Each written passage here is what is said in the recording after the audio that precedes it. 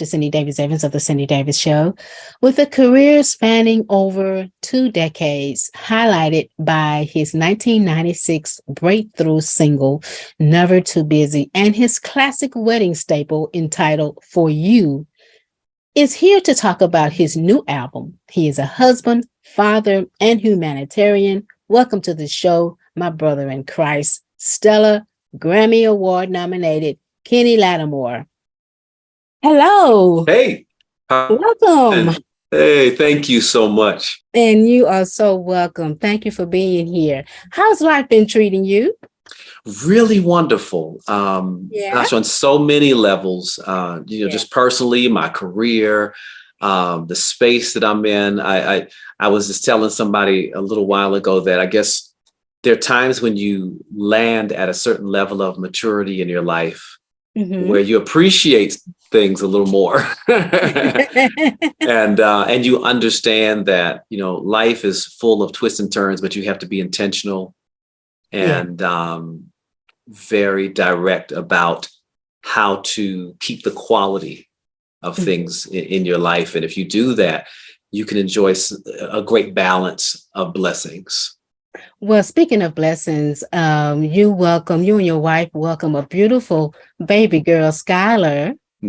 Yeah. I want to say congratulations to you. Thank you.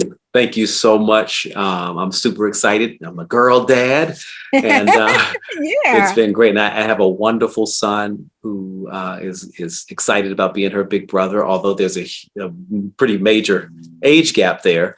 Oh, how old is he now?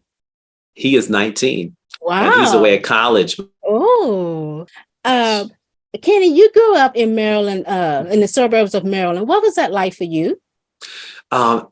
Growing up in the suburbs of Maryland was really grounding. Yeah. At the same time, very, very family oriented. I felt like I particularly loved the educational aspects of the school system in Prince George's County, where I was. It was very diverse. But it was a school system that allowed me to pursue all kinds of things. Like I took architecture and planning in high school, as well as pursued my music because I went to a science and technology high school. And I don't know too many programs educationally around the country that would have allowed me to do that. It was a good community. Yeah. But it was a community that had a real educational focus and goal-oriented focus. People wanted businesses. We aspired to just great things. We really did, even though I guess we'd be considered middle class. Yeah. But we aspired for a lot as a community. What inspired you to go into the path of music? I guess it was a passion that I did not realize was like brewing or burning in me ever since I was a child. I was deathly shy growing up, and my mother discovered that I could sing at 12 years old. And the one thing that I really give credit to music for is giving me a voice and feeling heard. Music put me in a position where I felt like, wow, I'm here. I didn't have to prove anything. It was something that was already inside of me.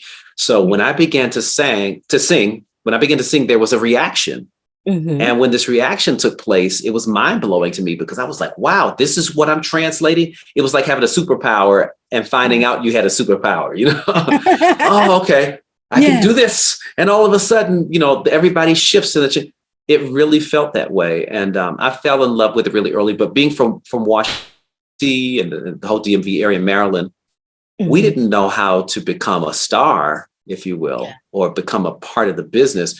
That took some time. I was able to be in a group called Mannequin growing up, and it was a fantastic experience in terms of my education, but also a very tough experience because the music industry is tough. So I had to learn a lot of things hands-on. And from the years with them, I learned songwriting and production, and I traveled and I was able to see what the real music industry, what it was about. Once I knew what it was about, then I made a decision in my early 20s that I would absolutely pursue being a part of it. Wow. But prior to that, I'm like, I'm sorry. Go ahead. No. I was just thinking prior to that. Wow, it was like a mystery, actually. Yeah, I bet. So tell me, who were your musical influences though growing up? Oh man, Stevie Wonder, Shaka Oh, Khan, yeah. Aretha. Yeah. Most of the artists that my parents introduced me to were the ones that I held on to and in high esteem. But what I loved about Stevie and Shaka, Aretha's the same way, is that they could sing anything. Yeah. They could sing softly and caress a song, and they knew how to do it. Gladys Knight's the same way. Oh my gosh. And then at the same time, they could blow the song out with their range or what have you. And I wanted to be that kind of singer because I felt like they had no boundaries. No boundaries. No boundaries to their gift. Yeah, yeah. So your first solo album came out what in 1996? 1996. 1996. How did you get your start though? Really, I would say that Mannequin was my real start on the major labels. We signed to Epic Records. Prior to that, I had recorded songs at 14 was when I first started recording songs. But Mannequin, back in '87, we had a deal with Epic Records. From there, I did songwriting for John Lucien and Glenn Jones. And after that, I grew in these areas. So songwriting, artistry, and then all of a sudden it merged with, I did another deal with two gentlemen, Art and Scott Powell from the DMV area. It was wonderful, but our recordings never came out. But shortly after that, I started to pursue my solo career. I got to be on recordings with William Becton, and he had a big song called Be Encouraged and an album called Broken. It was a huge gospel #1 for 10 weeks on the charts. I did 4 songs on that album. I did commercials for Folgers. I did commercials for Verizon. There's so many things that I did in the whole process of the journey. But it was that Columbia album that solidified me as an R&B artist. I actually wanted to be a gospel and inspirational artist. I was going to ask you about that. Yeah. Speaking of gospel, did you grow up in the gospel roots? Did you grow up in the church? Pretty much. We attended church a lot. And then in my mid to latter teenage years is when I made a decision. I made a faith decision. Yeah. That Jesus was going to be Lord. And what was that going to mean? The first thing it did, it affected the music because folks was like, this is the devil's music over here. And this is the world's music. And this is the sacred music. So I lived through that era. But what was so wonderful is my mother was there to guide me because she was an amazing visionary. And my pastors were people who were more interested in me being whole. Yeah. And living out life, because if I could say it, I should be able to sing it. But I was challenged as well to lift up a standard wherever I went. So if you listen to my first project until now, just about every lyric is going to reflect a certain tone and standard about love. That is what I believe my charge was that God gave me, because going into R&B, it seemed like the doors just kept opening. And I was like, why are these doors opening in R&B? And then I realized that, these people think that they're going to market me to women. And they thought that women were going to find him sexy, or they're going to find him this and that. I had no clue because coming from gospel, that was never a focus of mine. So I never took it seriously. So when I remember when the album was about to come out. Well, it wasn't about to come. I'm sorry. When I began to do my presentations, because I'm thinking about when I shaved my head bald for the first time and did my beard and put my suit on and all that. And all of a sudden it was like, whoa, he is fine. But I never grew up with that. So it wasn't something that I depended on or that I needed. It was just like, oh, really? This is what's happening? Okay. So I had to let go of my ideas of who I was to the public, because I knew who I was privately and individually, but I was like, well, let them guide you into what they need. But I kept hearing that you got to lift the standard though. Just don't let them make you into something you're not. Yeah. And they never So did. what became Never your did. purpose? What became your purpose in My this music industry? my purpose was to sing to the hearts of women and to the minds of men to encourage them in love. Now, I like that. Now, do you consider your music a ministry then? Because you sing Absolutely. about love. It is absolutely, my music has always been a ministry. Yeah. And it will remain a ministry. And it was the only way I could sleep at night, is knowing that I felt like God was pleased with what I was doing. A lot of people don't care about that. A lot of people have different concepts about what that is. But my was always Jesus Christ. I'm not talking about the church. I'm not talking about religion and stuff like that. I'm talking about the life of Jesus Christ and how he loved and how he treated people and the kindness that he had. Yeah. I was like, I want to be like that. I don't care what anybody else says. That's the way I want to be. At the same time, if something was not cool, Jesus knew how to stand up and handle that too. Yeah. But we see him, sometimes he's portrayed as almost weak in his humility. But if people really read about who he really is or was, I see power in that. So as my music continues to grow and touch people's lives, I see the power in that I remained true to it, even when it wasn't always popular for me, because I also came at a time when hip hop, it was huge, and now trap and a lot of other music is huge. But I'm realizing that it's the message, I think, that still is ringing consistent and true, that people love. For a Black man to sing, "For you, I give a lifetime of stability." Oh, wow. Yeah. At a time when we were supposed to be more sexually glorifying, our desires as Black men. It made it difficult for me. Because I didn't always fit in. That's the only way I can really put it, is that I didn't fit in exactly. But what I love is that the message that I did was not a trendy message.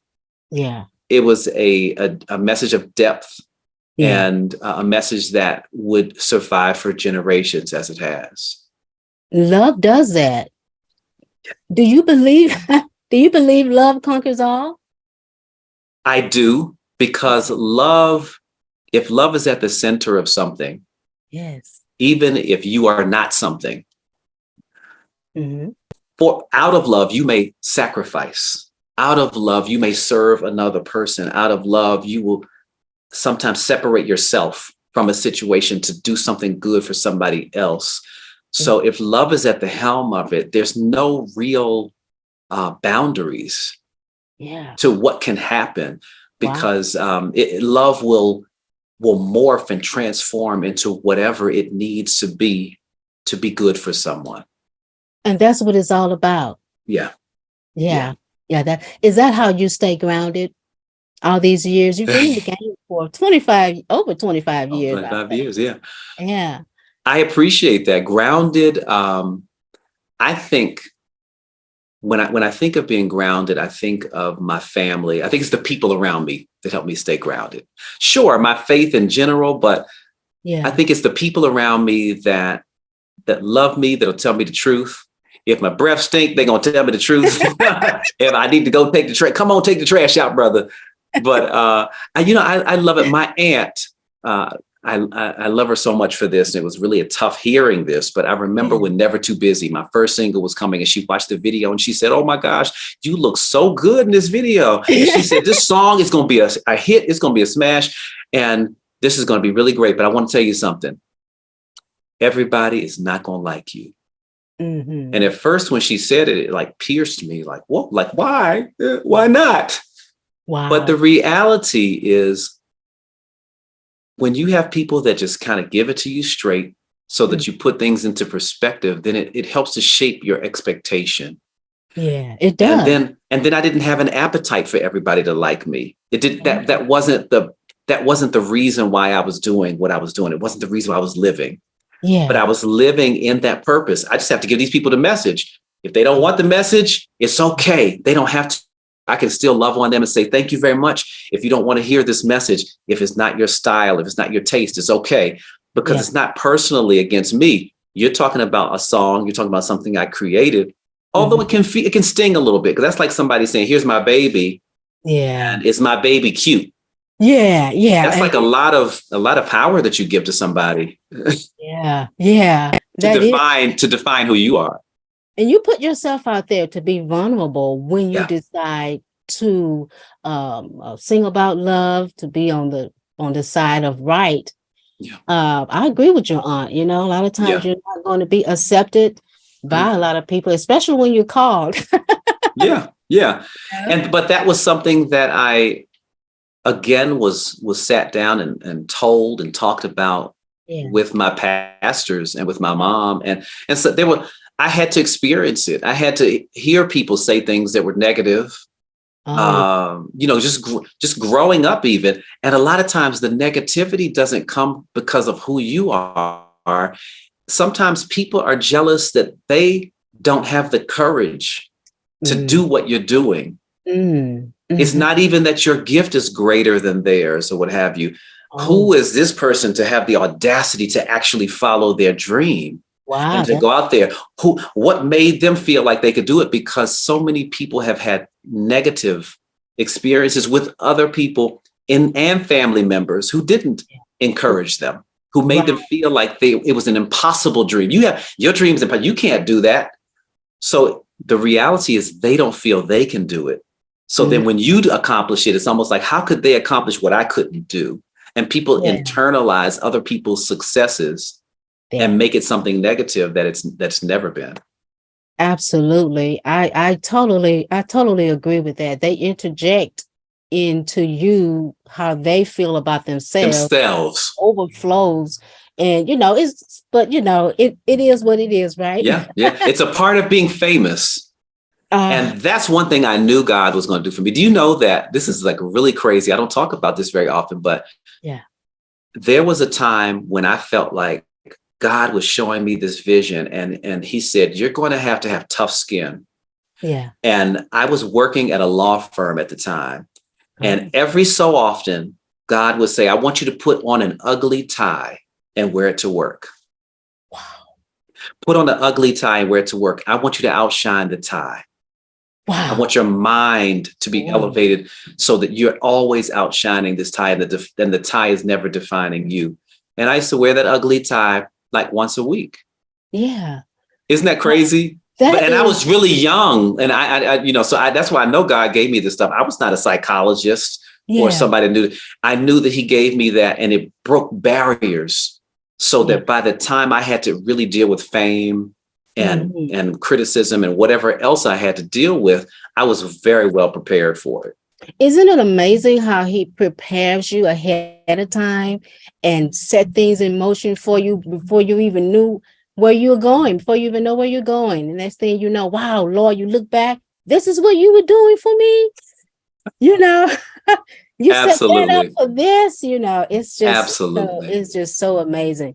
And he called us to be a light, and that is what you are. You are a light in a city that's set up on a hill. Yeah. That cannot be hidden. That. Yes, Lord. Yes. Yeah. You keep I appreciate it going. that.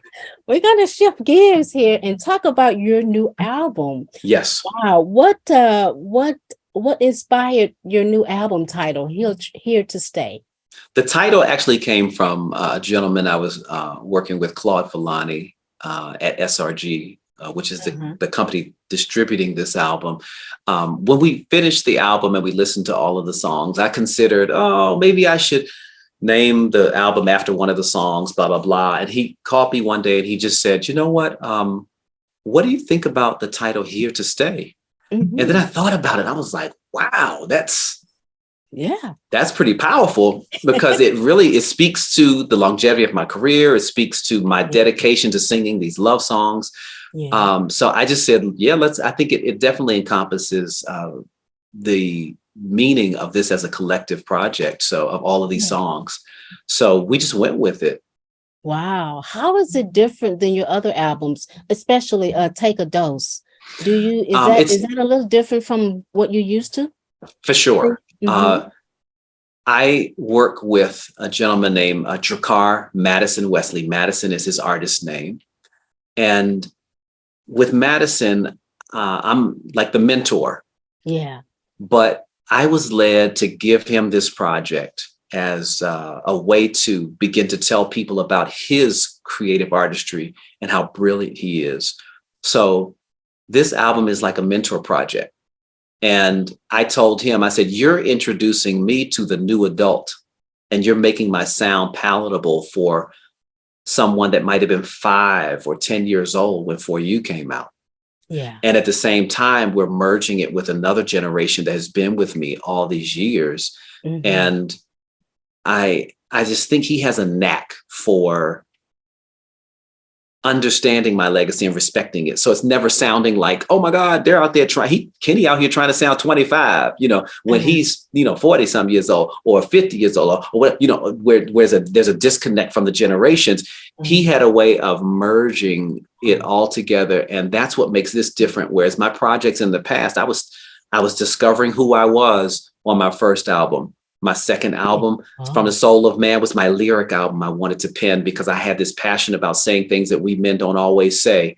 Yeah. By the third album, I was kind of rediscovering where the sound was, because the sound in 2000 has shifted.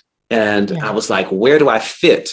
Then I started doing duet albums, and I got completely lost at some point where I had to come back and do my Timeless project because I didn't know what I sounded like anymore. So when you think about it, in 25 years, there were several seasons in which I felt like I didn't know who Kenny was anymore in terms of my sound, not as a person, but as a sound. Mm-hmm. And each album did something in helping me to find my way. And by the time I did my Anatomy of a Love Song project, I'm taking all these little titles. So your albums have kind of taken you through a journey. It's amazing how you can reflect and see how each album kind of took you on a journey and and kind of led you to where you are now. Where do you see yourself now with this? How many albums is this now?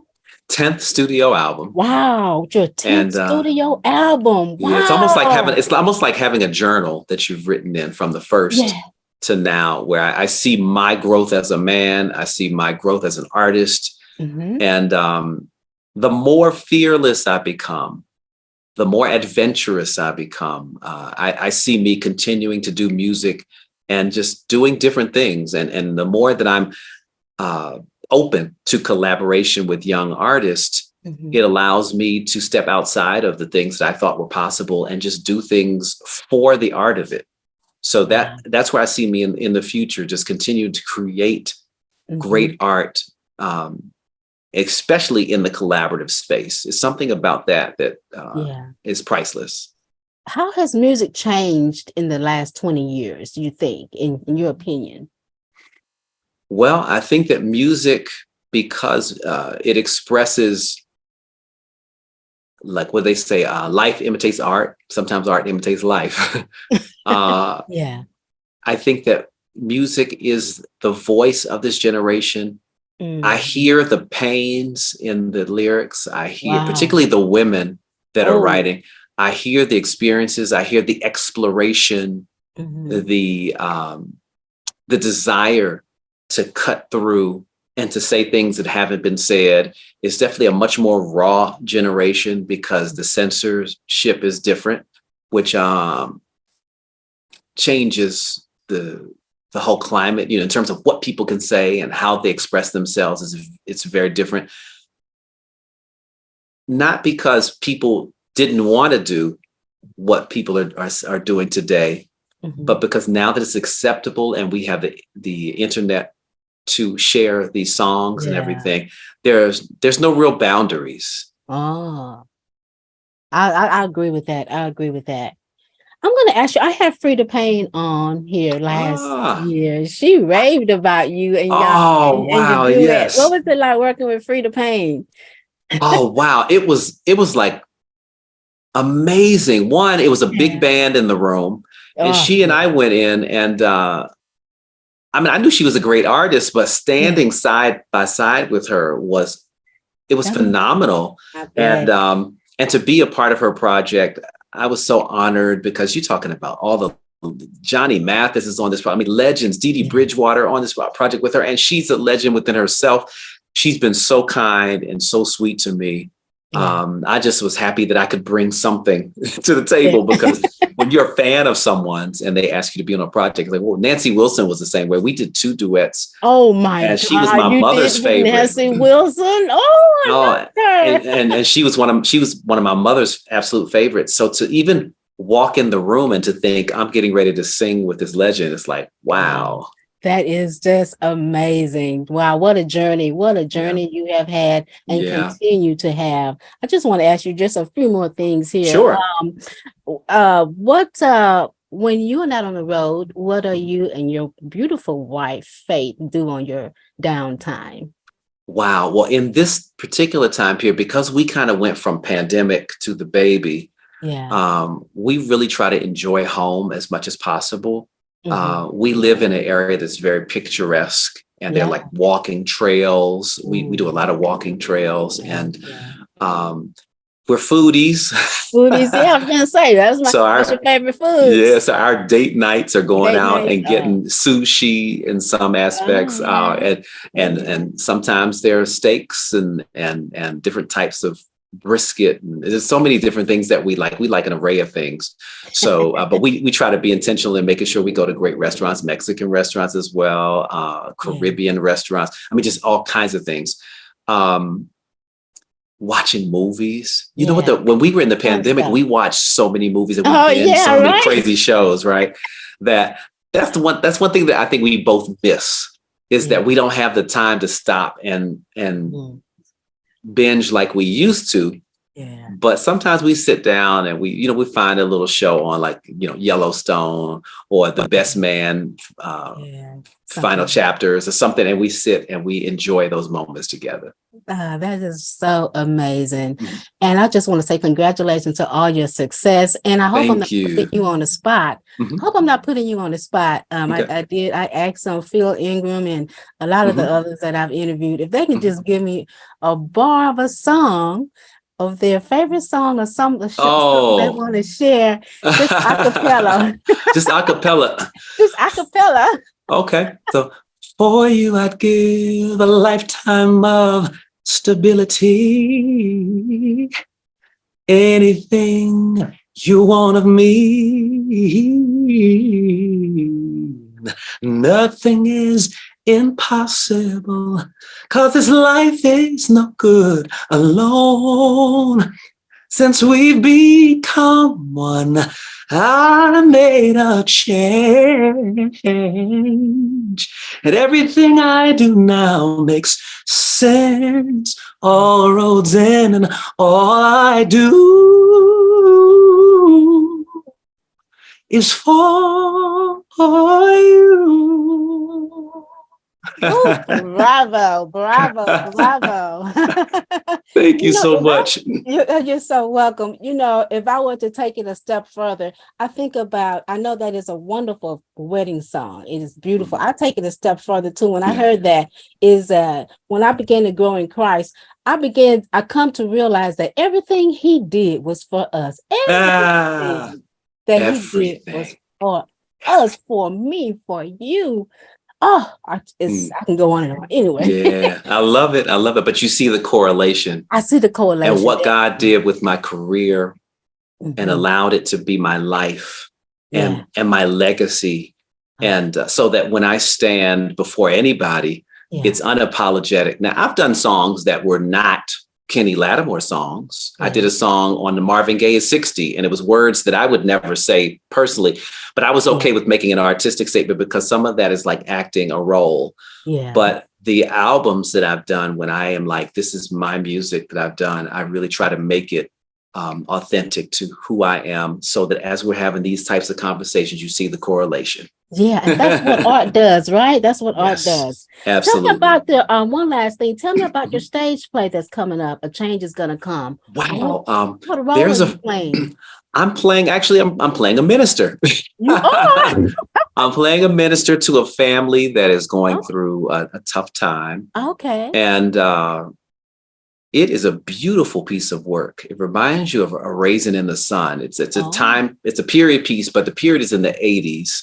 Mm-hmm. And there's a family who is dealing with growing together, mm-hmm. The responsibility of children growing up, and race is involved, and thinking that when you think of the 80s versus the 60s and all of that, you think that, wow, that was a different kind of racism. There were different kinds of obstacles that we had to deal with then that wouldn't exist in the 80s or wouldn't exist now. And really, a change is going to come is a reflection of the fact that a lot of things have not changed.